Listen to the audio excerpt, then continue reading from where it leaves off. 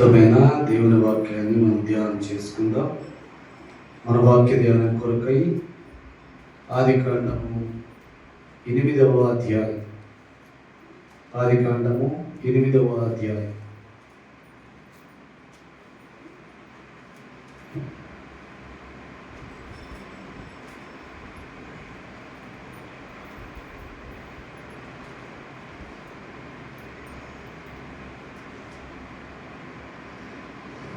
ఆరు నుండి 11వ వచనం వరకు చదువుకొని ధ్యానం చేద్దాం.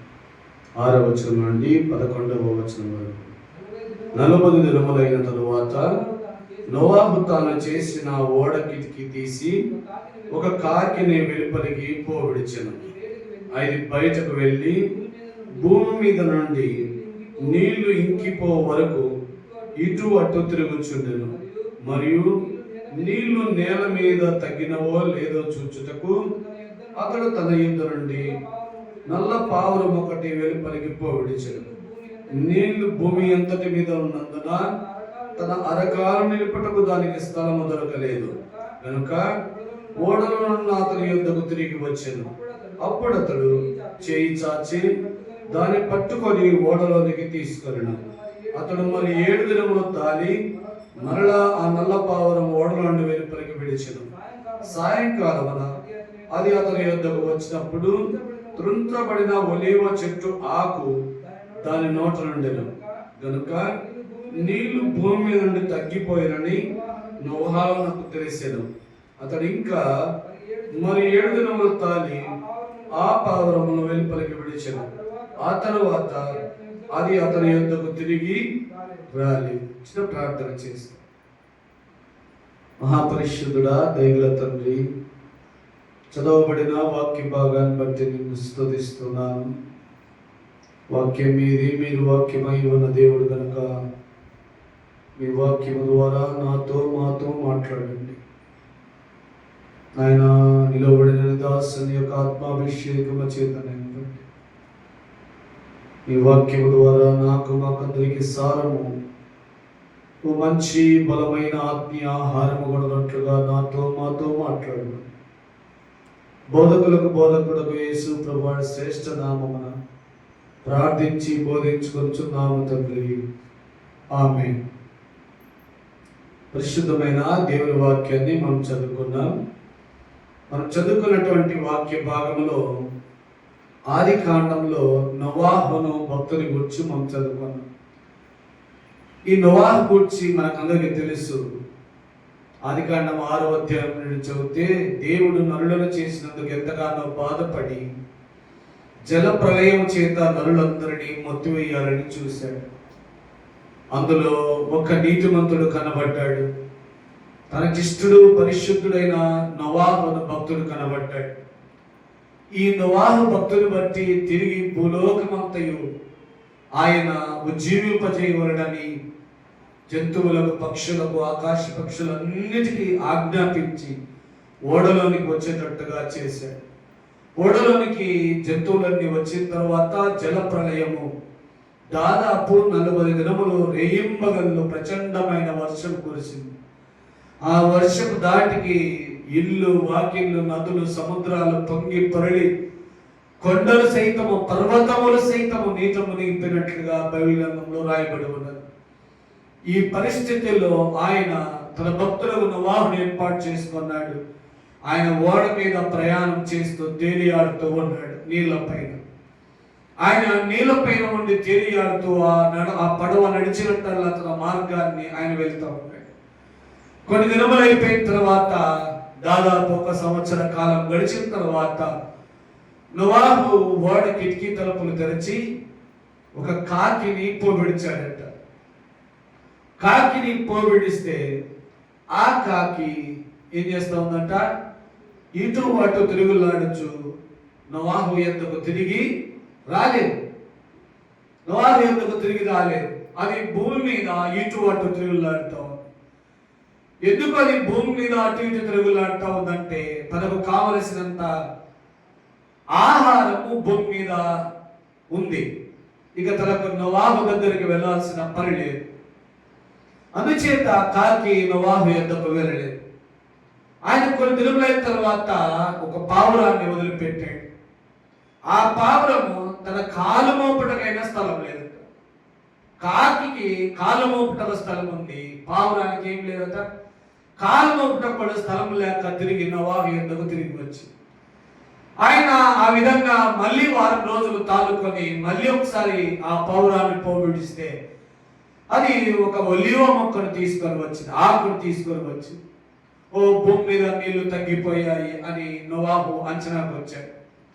తరువాత మరి వారు తాలుకొని మరి ఒక్కసారి ఆ పావురాన్ని విడిస్తే అది తిరిగి నోవాహు యొద్దకు రాలేదు.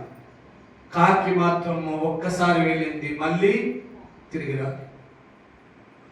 ఏం చేస్తా ఉందంట కాకి? భూమి మీద ఇటు అటు తిరుగులాడుతూ ఉంది. ఏం చేస్తా ఉంది? ఇటు అటు తిరుగులాడుతూ ఉంది. తనకు కావలసినంత ఆహారం ఉంది కనుక అది తిరిగి నోవాహు యొద్దకు రాలేదు. అది భూమి మీద అటు ఇటు తిరుగులాడుతూ తనకు కావలసిన ఆహారాన్ని సమకూర్చుకుంటూ ఉన్నది. అలాగనే మరి యొక్క వాక్యాన్ని చూడండి, నిర్గమకాండం 2వ అధ్యాయం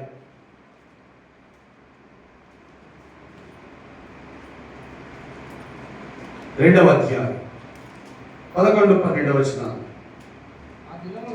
ఆ దినములలో మోషే పెద్దవాడై తన జనుల యొద్దకు పోయి వారి భారములను చూచెను. అప్పుడు అతడు తన జనులలో ఒక హెబ్రీని ఒక ఐగుప్తీయుడు కొట్టగా చూచెను. అతడు ఇటు అటు తిరిగి చూచి ఎవడునూ లేకపోగా ఆ ఐగుప్తీయుని చంపి ఇసుకలో వాని ఏం చేశాడంట? మోషే అనే భక్తుడిని మనం చూస్తున్నాం. మోషేను దేవుడు ఎందుకు ఈ లోకంలోనికి పంపాడో మనకందరికీ తెలుసు. ఐగుప్తు నుండి ఇశ్రాయేలును విడిపించుటకు ఆయన మోషేను పంపాడు. మోషేను పంపి తన తల్లినే తన తలను పెంచేటట్టుగా దేవుడు చేశాడు కార్యం. అదంతా అయిపోయింది. మోషే పెద్దవాడైపోయాడు, యవనస్తుడైపోయాడు. తన ప్రజల యొక్క బాధను చూచుటకు అలా బయటకు వెళ్ళాడు. బయటకు వెళ్తే తన జనులను అనగా హెబ్రీయుని ఒక ఐగుప్తీయుడు కొట్టుట చూశాడట. చూసి వెంటనే ఏం చేశాడంటే మోషే అటు ఇటు చూచి ఆ ఐగుప్తీయుని చంపి ఇసుకలో పాతి పెట్టి కప్పెట్టేసి వెళ్ళిపోయాడు. చూడండి మోషే ఏం చేశాడు? తనను దేవుడు పంపినటువంటి ఉద్దేశం అయితే అదే, కానీ అలా కాదు. తనను ఇశ్రాయేలు వారి రక్షణ కొరకే పంపాడు, కానీ ఇశ్రాయేలును రక్షించే పద్ధతి అది కాదు. దేవుడు మోషే నుండి అటువంటి కార్యాన్ని ఆయన కోరుకోలేదు, ఆశించలేదు. దేవుడు తన శక్తి చేత తన సామర్థ్యం చేత ఇశ్రాయేలును విడిపించాలని చూశాడు, కానీ మోషే శక్తి సామర్థ్యముల చేత ఇశ్రాయేలును విడిపింప చూడలేదు. అందుచేత మోషే అటు ఇటు చూచి ఏం చేశాడు? ఐగుప్తుని చంపి పాతి పెట్టేసి వెళ్ళిపోయాడు.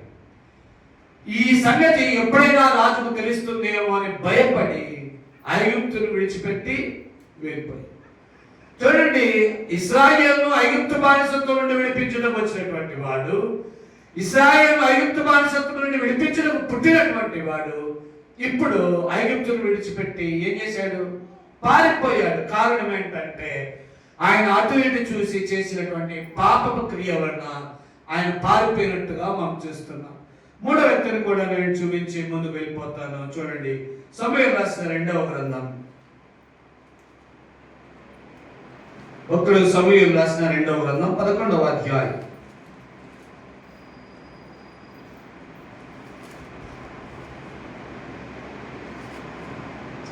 1-2 వచనాలు. వసంత కాలమున రాజులు యుద్ధమునకు బయలుదేరే సమయమున దావీదు యోవాబును అతని వారిని ఇశ్రాయేలీయులందరినీ వరుసగా వారు అమ్మోనీయులను సంహరించి రబ్బా పట్టణమును ముట్టడి వేసిరి. అయితే దావీదు యెరూషలేమును నిలిచెను. ఒకానొక దినమున ప్రొద్దుగునకు వేళ దావీదు పడక మీద నుండి లేచి రాజనగరు మిద్దె మీద నడుచుచు పైన నుండి చూచుచుండగా స్నానం చేయ ఒక స్త్రీ కనబడి. రాజు ఏం చేస్తా ఉన్నాడు? వసంత కాలంలో రాజులు యుద్ధమునకు పోవట కాదు. ఎందుకంటే ఆ కాలంలో ధాన్యం అంతా ఇంటికి చేరి ఉంటుంది అన్నమాట.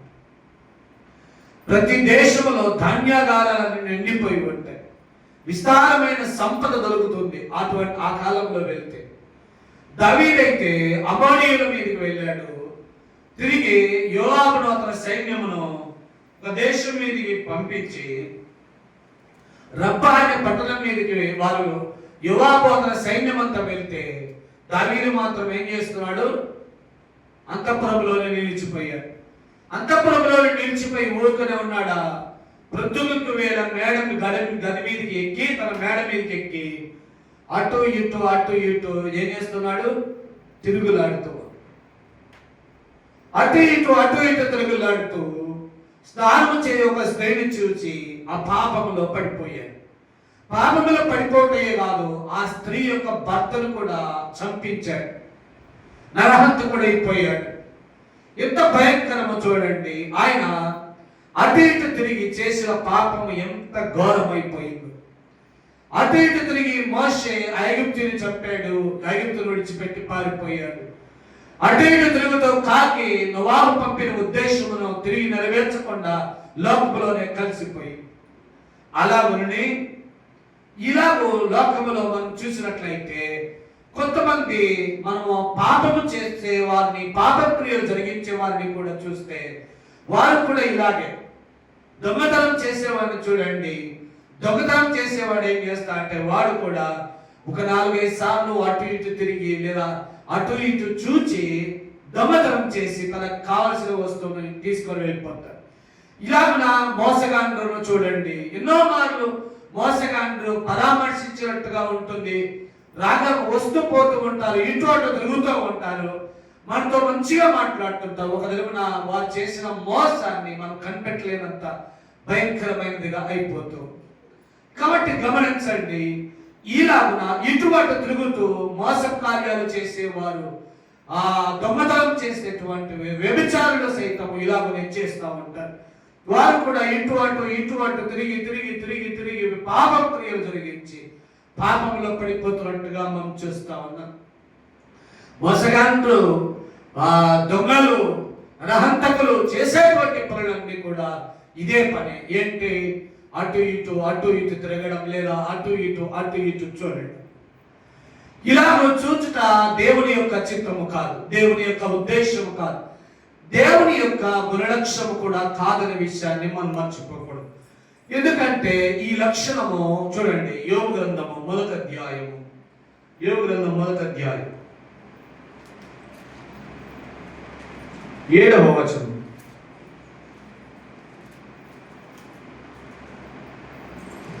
యెహోవా నీవు ఎక్కడి నుండి వచ్చిన వారి అన్నాడు కదా. అపవాది భూమి మీద ఇటు అటు తిరుగులాడుచు అందులో సంచరించుచు వచ్చినని యెహోవాకు ప్రత్యుత్తరం ఇచ్చాను. ఏం చేశాడట? విరోధి అయిన అపవాది ఏం చేశాడట? భూమి మీద ఇటు అటు సంచరించుచు భూమి మీద ఇటు అటు తిరుగులాడుతూ నేను వచ్చినయ్యా అని అంటున్నాడు.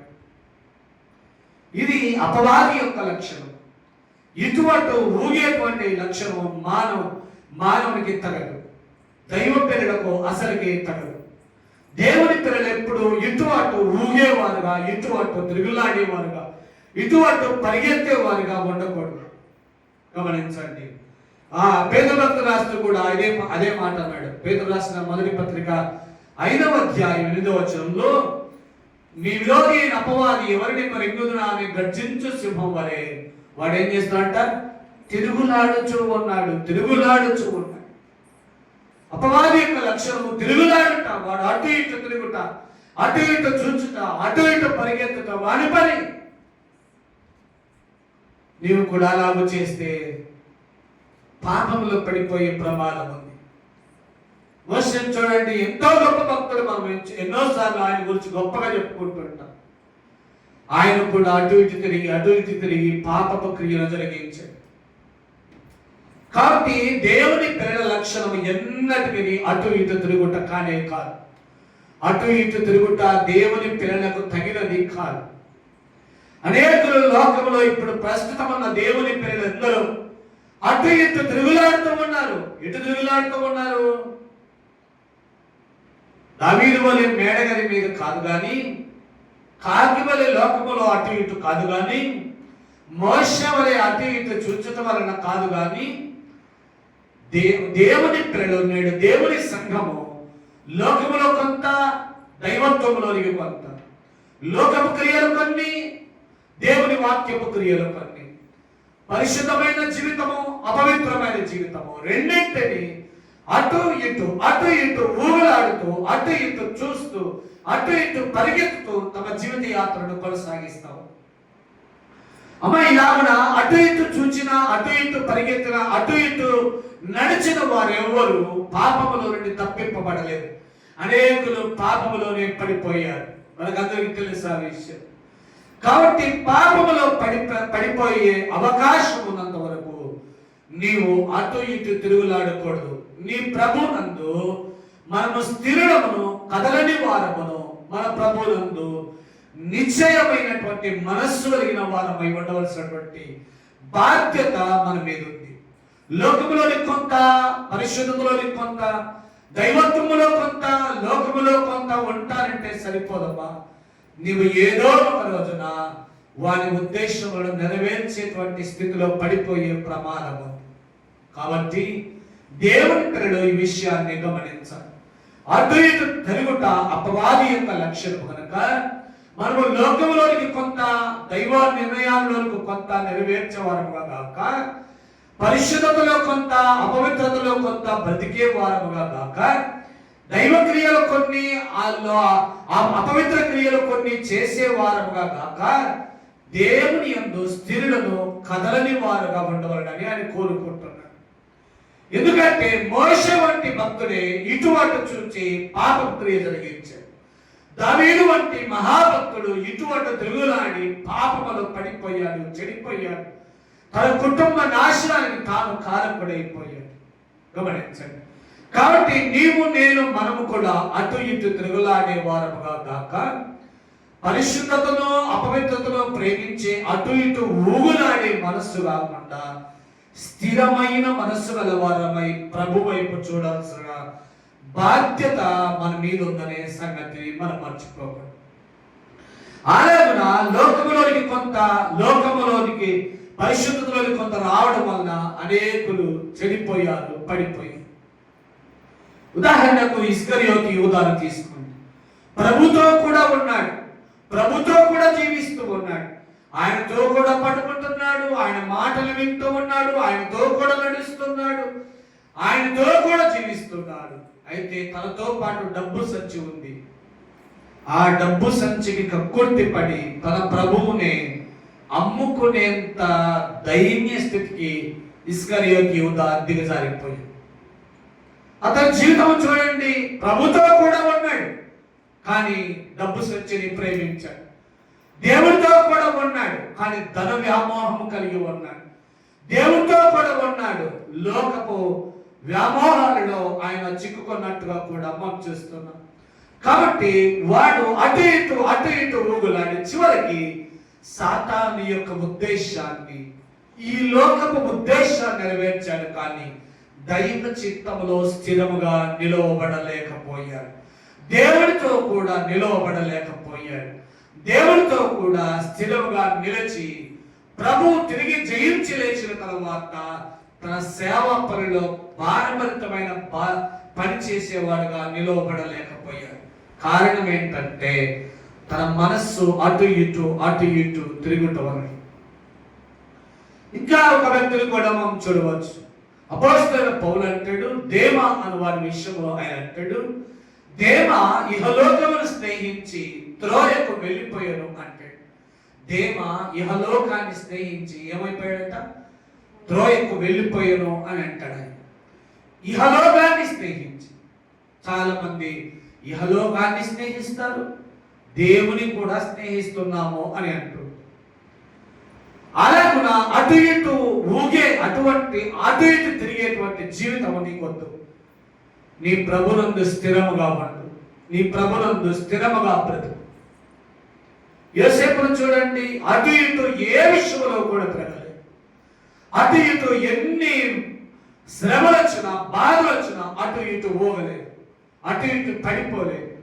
పాపమునకు అవకాశం వస్తే కూడా అటు ఇటు తిరిగి పాపములో పడిపోలేదు. గమనించండి. కాబట్టి నీ ప్రభువు నిన్ను ప్రేమించి చేస్తున్నటువంటి కార్యం ఏంటయ్యా అంటే నిన్ను ప్రభునందు స్థిరునిగా కదలని వారిగా చేయవలనని ఆయన కోరుకుంటూ ఉన్నాడు.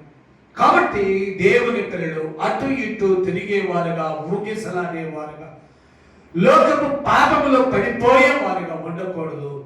నా యందు స్థిరముగా నిలిచి నేనుండు స్థలంలో నా పిల్లలు కూడా ఉండాలని దేవుని యొక్క ఉద్దేశం కనుక మనము అటు ఇటు ఊగేవారముగా ఉండకూడదు. చూడండి, ఒక చెట్లన్నీ కలిసి ఒకసారి ఒలివ చెట్టు యొద్దకు వెళ్ళాయట. చూడండి, ఒక భక్తుడు ఈ ఉపమానాన్ని చెప్పాడు. న్యాయాధిపతుల గ్రంథం 9వ అధ్యాయం.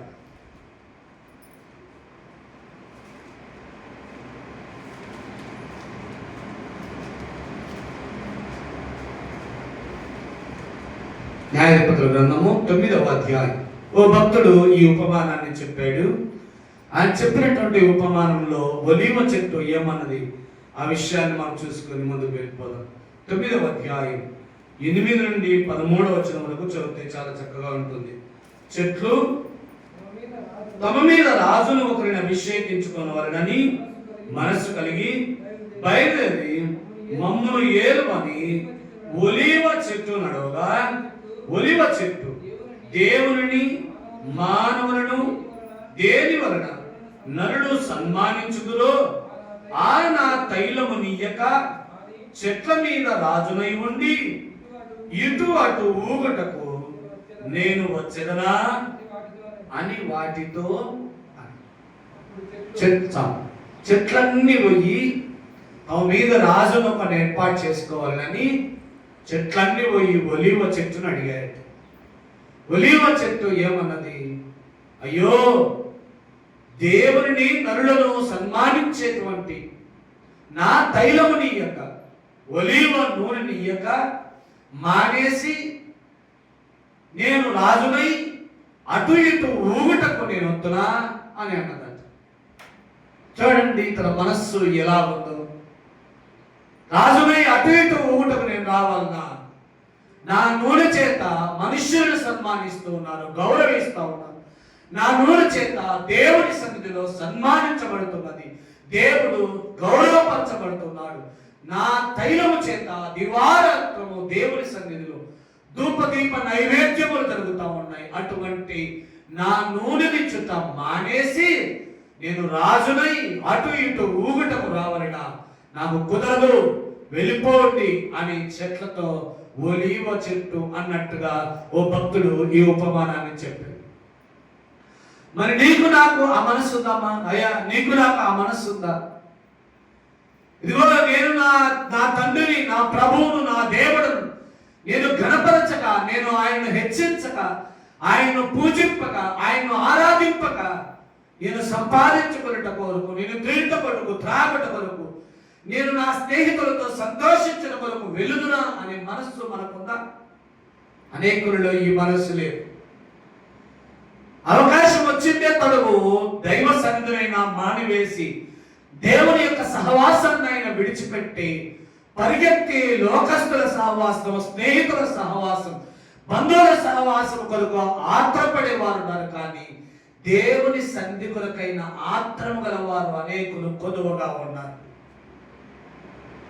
చూడండి, ఈ ఒలీవ చెట్టు ఏమన్నదో, దేవుని నరులను సన్మానించే నా తైలము, నా నూనెని ఇయ్యక మానేసి అటు ఇటు ఊగుటకు నేను వద్దునా అని అన్న.